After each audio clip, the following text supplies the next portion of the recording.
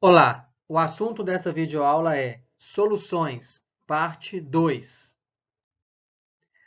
Nesta videoaula, falaremos principalmente sobre os fatores que afetam a solubilidade das substâncias. O primeiro fator é as interações entre as moléculas do soluto e do solvente. Neste caso, é importante que a força das interações soluto-solvente seja o mais próximo possível da força das interações entre soluto-soluto e das interações solvente-solvente. Por quê? Porque vai ser necessário quebrar as interações entre solvente-solvente e também entre soluto-soluto. E depois será necessário formar interações entre soluto e solvente. E é importante que a força entre todas essas interações seja o mais próximo possível, tanto da solvente-solvente, quanto soluto-soluto e quanto soluto-solvente. Porque se uma dessas três for muito mais forte do que as outras, a solubilidade não vai ser boa, porque vai desbalancear a força e vai desbalancear o balanço energético. Porque se for muito forte a ligação solvente-solvente, a necessidade de absorção de energia aqui vai ser muito mais alta do que nas outras etapas, e aí vai desbalancear e não vai favorecer a solubilidade. A mesma coisa se a quantidade de energia liberada na soluto solvente for muito grande em relação às demais, e aí desbalanceia o processo de solubilização como um todo. Em outras palavras, semelhante dissolve semelhante, ou polar dissolve polar e apolar dissolve apolar. Então, ou seja, se o meu soluto e o meu solvente são apolares, a interação soluto-soluto e solvente-solvente vai ser próxima, porque são apolares os dois. E aí a força vai ser próximo, e aí vai ser tudo próximo. E se os dois forem polares também. E é por isso que o semelhante dissolve o semelhante. Tá legal? Então esse é o primeiro fator que afeta na solubilidade das substâncias. Qual será o segundo fator? O segundo fator é a pressão. Quanto maior a pressão, maior a solubilidade. E isso é principalmente em relação à solubilidade de substâncias gasosas. Tá? A pressão exerce o efeito de empurrar. É como se a pressão estivesse empurrando as partículas do gás em direção ao solvente, ao líquido, aumentando assim a solubilidade do gás ali. Daí, como empurra, ele proporciona maior solubilidade do gás dentro do líquido. Então, o que acontece? É como se, no caso do refrigerante, né? Então, imagine, quando você tem uma garrafa de refrigerante fechada, e se você pega e aperta ela, ela é mais dura. Você pode observar isso facilmente. Aí, quando você abre a tampinha do refrigerante, você vê que sai muito gás no momento que você abriu a tampinha do refrigerante. Por quê? Você aliviou a pressão. Então, quando o fabricante está fabricando o refrigerante, ele é, exerce uma pressão muito grande, pressionando o gás ali para que ele dissolva bastante no líquido, e aí ele exerce essa pressão e depois ele fecha a tampa. Então, ali dentro tem uma pressão grande. Quando você abre a tampa, você alivia essa pressão. E aí, como não tem uma pressão muito grande empurrando o gás para dissolver no líquido, você aliviou a pressão quando você abriu a tampinha, não, aquele gás não fica tão solúvel assim quando a pressão está mais baixa. E aí ele fica pouco solúvel, aí ele sai da água, né? Ou seja, ele não está solúvel mais, aí você vê ele saindo, né? E é por isso que quando você abre a tampinha, você vê escapando aquele tanto de gás do refrigerante. Tá? Outro exemplo importante sobre a relação entre a pressão e a solubilidade de gases é o caso de mergulhadores. Olha só, esse cilindro que fica aqui atrás do mergulhador, que fornece gás, gás oxigênio, né, e ar, né, para o respirador, para o mergulhador respirar, ele tem um controle de pressão muito importante. Por quê? À medida que o mergulhador vai indo mais para profundidade maior, a pressão a que ele está submetido vai aumentando. Se ele está ficando numa região de pressão externa maior, a solubilidade de gases dentro do sangue, dentro do corpo dele, muda. Então, a quantidade de gás dissolvida dentro do sangue dele é diferente do que se ele estivesse numa profundidade menor, lá em cima.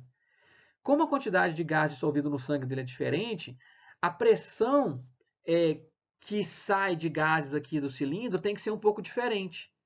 Então, tem todo um controle feito aqui para que não entre gás em excesso e não gere bolhas de gás dentro do sangue dele e tudo mais.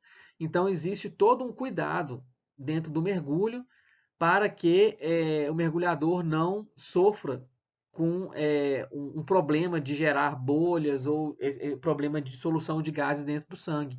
Tanto é que quando o mergulhador volta para a superfície, ele também não pode voltar de uma vez, ele tem que ir voltando aos poucos para que haja um equilíbrio de pressão e de solubilização de gases no sangue. Então, tudo isso é calculado porque a variação de pressão em relação à profundidade interfere na solubilidade tanto do oxigênio quanto do gás carbônico dentro das veias, né, e do sangue do mergulhador. Então, tudo isso é muito importante de ser analisado dentro de um mergulho. Tá? Então, o segundo fator que interfere na solubilidade é a pressão. Então, qual seria o terceiro fator, então? O terceiro fator é a temperatura. A imensa maioria dos solutos, salvo algumas poucas exceções, tem solubilidade em água maior em temperaturas mais elevadas. E por que isso? A explicação para esse fato é que, na maioria dos casos, o saldo energético final da dissolução é endotérmico, ou seja, a absorção é maior que a liberação. Ou seja, a quantidade de energia absorvida na quebra das interações soluto-soluto e solvente-solvente é maior que a quantidade de energia liberada na formação de interações soluto-solvente. Tá? E aqui vai uma correção.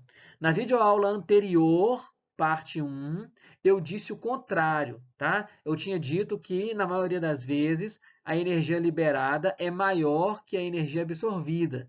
Tá? Mas aqui nós estamos vendo que é o contrário. O certo é o que está falando aqui agora.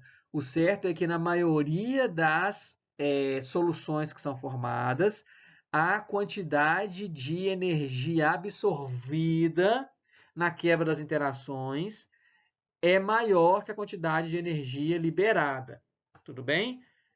É isso que nós vemos aqui que é o correto. Vamos ver isso aqui em alguns gráficos. Olha só, aqui é um gráfico que mostra a solubilidade das diversas substâncias em quantidade em gramas desse sal para cada 100 gramas de água, em função da temperatura. Tá? Vamos pegar aqui, por exemplo, esse KClO3. Então, olha só, se a temperatura for 40 graus, eu consigo dissolver, vamos pegar aqui, sei lá, uns 14 gramas de sal para cada 100 gramas de água. Então, se a temperatura for 40 graus. Então, eu pego 100 gramas de água na temperatura de 40 graus, tá? Um copinho, coloco 100 gramas de água, 40 graus. E aí, qual que é o máximo de KClO3 que eu consigo dissolver lá? No máximo, que uns 14 gramas. Tá? Agora, se eu pegar os mesmos 100 gramas de água e ao invés da água tiver 40 graus, ela tiver 60 graus, eu consigo dissolver a quantidade maior de KClO3. Eu consigo dissolver aqui, ó, mais de 20 gramas. Antes eu conseguia só 14, agora eu consigo mais de 20 gramas. Tá legal? Então, ou seja, quanto maior a temperatura, se eu pegar a água a 80 graus, eu vou conseguir dissolver mais de 30 gramas de sal, KClO3. Então, é isso que, aqui nesse gráfico, a gente vê isso que é o efeito da temperatura. Quanto maior a temperatura, maior a quantidade de sal que eu consigo dissolver. Tanto para esse, quanto para esse, quanto para esse, para todos. A única exceção seria o sulfato de césio 3. Ó. Porque aqui, ó, com a temperatura mais baixa, 10 graus, 0 graus, eu dissolvo aqui 20 gramas. Quando eu passo para 50 graus, eu dissolvo bem menos. É a única exceção. Eu esquento, né? Eu aumento a temperatura da água. Ao invés de eu dissolver mais, eu dissolvo menos. Por que isso? Porque, como estava escrito no slide anterior, porque como as etapas que absorvem energia, elas se sobressaem em relação à etapa que libera energia, precisa absorver mais energia para dissolver essas substâncias. Se precisa absorver mais energia, quanto mais quente tiver a água, quanto maior a temperatura, mais energia disponível tem ali naquela água, porque temperatura maior quer dizer mais energia cinética. Então é mais fácil de promover a dissolução, porque a dissolução, nesse caso, precisa de mais energia, porque a etapa que absorve energia, ela se sobressai. Ok? Então é por isso que a temperatura interfere. Porém, quando nós vamos para os gases, nós observamos um efeito contrário. No caso dos gases, observa-se o contrário. A solubilidade diminui com o aumento da temperatura. O gráfico anterior era com sólidos iônicos.